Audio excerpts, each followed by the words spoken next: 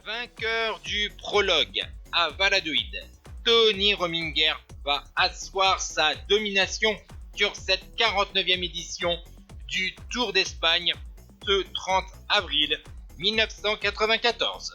Nous sommes sur la 5e étape entre Grenade et la Sierra Nevada pour une première explication en montagne en Andalousie avec une arrivée au sommet d'un col de 29 km 800 à 5,8%, avec notamment des rampes au maximum à 8%. C'est plutôt donc une ascension longue et très roulante, et à l'avant de la course, on a donc deux coureurs, Neil Stephens, l'Australien de la formation Once, et André Yezid Camargo de la formation Kelme. Mais derrière l'équipe Mapei autour de Tony Rominger avec des coureurs comme Echave, Edmond, Escartin, Gaston, Gonzalez, Muller, Olano, Fernandez et Unzaga, eh bien cette équipe va revenir assez loin du sommet sur les deux hommes de tête. À 5 km d'ailleurs du sommet, eh bien la première offensive entre les favoris.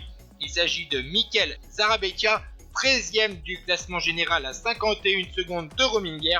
Eh bien malheureusement pour le Col d'Abanesto, à 3 km du sommet, après avoir été repris par Rominger, eh bien le solide rouleur suisse de la Mapei, le leader du classement général, eh bien va partir seul pour s'imposer au sommet à 2520 mètres.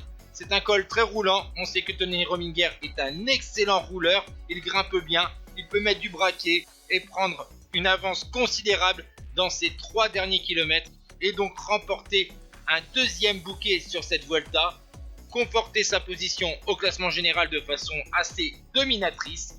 Et donc derrière, Cubinho, 3e de l'édition 93, est revenu sur Zarabektia dans le dernier kilomètre et va prendre donc la deuxième place à 54 secondes devant le Col d'Abanesto. Rincon et Nzule, les deux leaders de la formation NC, sont à 1,19, tandis que Luc Leblanc franchit la ligne avec 1,27 de retard. Ciao tout le monde.